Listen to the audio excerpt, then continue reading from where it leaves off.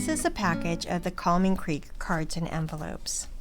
What I like to do to help the packages of cards and envelopes stretch a little bit further, and I feel like I get a little bit more of my money's worth with it, is I like to open it up all the way,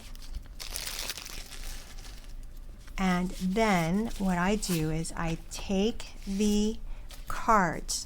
Now you can see that they have very nice cards. They are white on the inside, and on the outside that's on the front and back with this pattern that they have. So I cut these into two, and then I put them onto a basic white thick cardstock base, so that instead of just 5 cards, I'll be able to get 10 out of it. And then what I do with the envelopes is I'll use some of the envelopes, and some of the cards will get some of these fancy envelopes, and some of the cards will just get a plain basic white envelope, and that's okay. It's still a great envelope.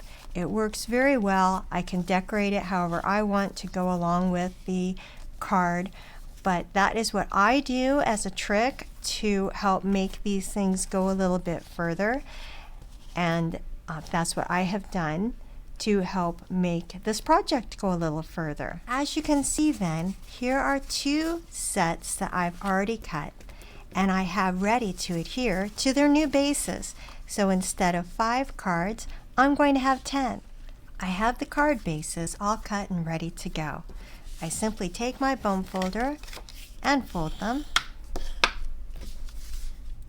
And when they've all been created and folded, I go ahead and adhere the Calming Creek card fronts to them. I have cut it just an 1/8 inch smaller so that it's surrounded by a tiny little bit of the white, because I think that looks pretty. But you can make yours so it's the exact same size if you want. But there we go. And here they are, all 5 of them, cut and ready to go to be created and to have some fun with ephemera or stamps or whatever else you'd like. So instead of just 5 cards, I'm going to have 10 out of this package, using them in this way, adhering them to a basic white base. That's a good way to get more value out of your money. I hope you enjoyed that tip.